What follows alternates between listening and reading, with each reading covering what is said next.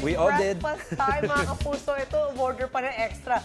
At ang almusal natin today, kalumpit ng ganisa. Diba? Kakaiba yan. At ang mga kapuso natin sa Kalumpit, Bulacan, heto rin ang pagsasaluhan Eto na sa selebrasyon ng Longganisa Festival. That is correct. Siyempre, si Chef JR hindi magpapahuli dyan. Makikisalo dyan si Chef JR na may baon pang special longganisa recipe. Hi, Chef! Happy Longganisa Festival! Happy Longganisa Festival. Pa-share naman ng recipe na yan. Ano kaya? Oo nga.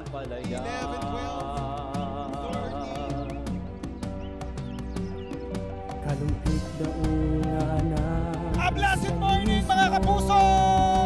Grabe talaga at ang bongga ng pagsalubong ng mga kababayan natin, ng mga kapuso natin mula dito sa Kalumpit, Bulacan para sa kanilang third Kalumpit Longganisa Festival! Kitang-kita nyo naman ang ating mga street dancers, makukulay at super puno ng energy kasi saktong-sakto rin mga kapuso ha.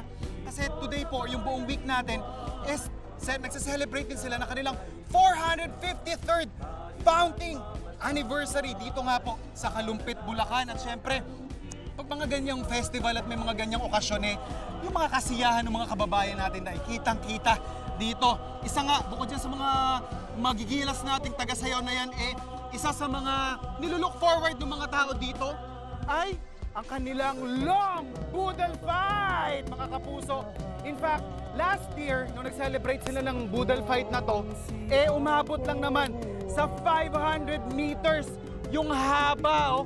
And last Sunday, ganun din, umabot halos yung kanilang mga talagang sumali at nag-participate para kumain doon sa kanilang hinahanda. Siyempre, ano pa bang bida nila? Di yung kanilang Kalumpit Longganisa. Last year po 4,000 ang umabot na nakibudel sa kanila. At syempre, kita natin, nire-recreate lang natin kasi last Sunday, ginawa nila ulit-ulit. Gusto nilang iparana sa atin yung masarap na experience ng long boodle fight.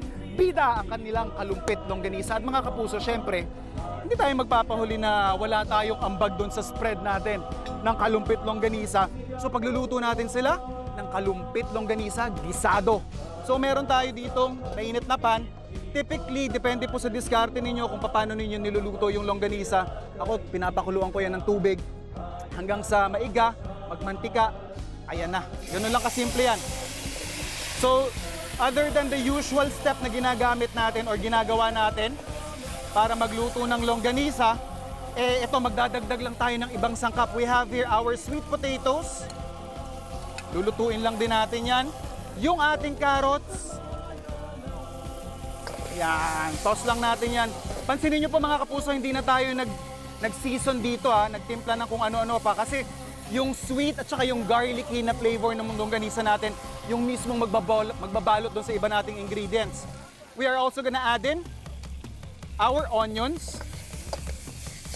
Yun, no? Paghalo-haluin lang natin, hindi nyo po kailangang maigisa ng maigi yung ating sibuyas. Gusto ko yan ng may crunch para may konting angas, pangbalanse doon sa tamis at saka sa bawang na meron yung ating longganisa. And then finally, bago natin siya iserve, yung ating bell pepper. We finish that with bell pepper para crunchy pa siya kapag siniserve natin. Yan, oh. Toss lang natin yan na mabilis. And then eto na mga kapuso, ready na yung ating longganisa gisado. Siyempre, isasama natin yan dun sa spread. Ready na po ba kayo? Ready na? Alright, eto mga kapuso ilalatag lang natin to. Siyempre, ipapatikim muna natin sa ating mga kapuso. Ayan, oh. Alright! Oh! Ayan, mainit pa yan mga kapuso. At siyempre, hindi tayo sumali sa kanilang long boodle fight. Ready na ba? Alright, boodle fight in 3, 2, 1, attack! You know? Ayan, ito yung masaya talaga. Isa sa mga bagay na nagpapakita dun sa kultura ng mga Pilipino. Sino po nakatikim nung niluto ko? Medyo mainit to, mainit. Tingnan natin. O si ma'am, o si mami, kamusta po? Super sarap, kakaiba talaga siya. Oh, saktong-sakto. Pasado. Langkunis ang kalumpit kahit mainit. Mainit, nanginginig pa yung kamay pero laban. Laban. Kamusta po yung balanse ng ating kamote, tsaka nung carrot, tsaka nung bell pepper at sibuyas? Okay lang po, okay lang, okay lang. Sakto, ma'am? Yes. Okay na maganda o okay lang na okay? Kakayahin ko po sa paano to. Ayun. Kakayahin ko po. Ayan, mga kapuso, may bagong recipe ang mga taga Kalumpit, Bulacan na susubukan. Siyempre, Ano nga po pangalan? ayan, nalilito pa. Anong pangalan? Longganisa gisado. Yun, longganisa gisado. Simpleng-simple mga kapuso. Siyempre, mamaya tuloy-tuloy yung ating sorpresa at ang masarap na banding dito sa mga kapuso natin dito sa Kalumpit, Bulacan. Kaya tumutok sa inyong pambansang morning show kung saan laging una ka, unang hirit! Anyway, tuloy-tuloy naman ang saya dyan sa Longganisa Festival sa Kalumpit, Bulacan. Look at that. At pati dito, nakaabot ang longganisa. I Mas know. sasaya pa ang piyesta sa sorpresang dala ni Chef JR. Kaya naman, hi Chef, tuloy mo na ang pakiki-fiesta. Thanks for mga padala. Yes! A blessed morning pa rin sa inyo dyan, Brother Kaloy, Ma'am Lynn, sa ating mga kapuso. Isang masayang pagbati mula sa Kalumpit, Bulacan! Saktong-sakto po kasi sineselebrate nila ang kanilang third Longganisa Festival. That is yung Kalumpit Longganisa Festival, mga kapuso. And kanina, syempre, kapag may inaabangan tayo ditong long Buddha fight. At syempre nakisali tayo dyan kasi nagluto tayo doon ng kanilang mga longganisa. Isa sa mga kinain natin doon ay yung kanilang garlic, meron ding sweet, may spicy at iba't iba pang combination ng tatlo na yon, mga kapuso. Syempre nag-ambag din tayo sa kanila ng ating sariling recipe na longganisa gisado. And saktong-sakto mga kapuso, bukod po sa ating Kalumpit Longganisa Festival, ngayong araw, sineselebrate din po nila ang kanilang 453rd founding anniversary! Yan kaya po, part ng program nila kahapon, meron silang parada ng karosa. Makikita natin dyan na sinalihan ng iba't ibang mga barangay.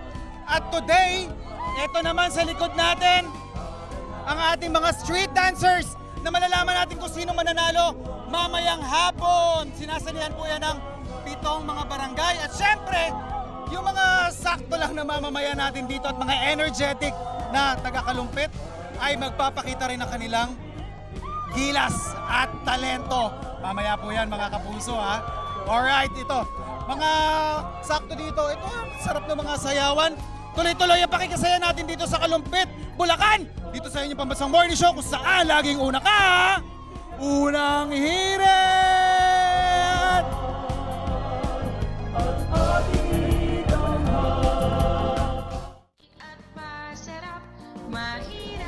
Wait! Wait, wait, wait!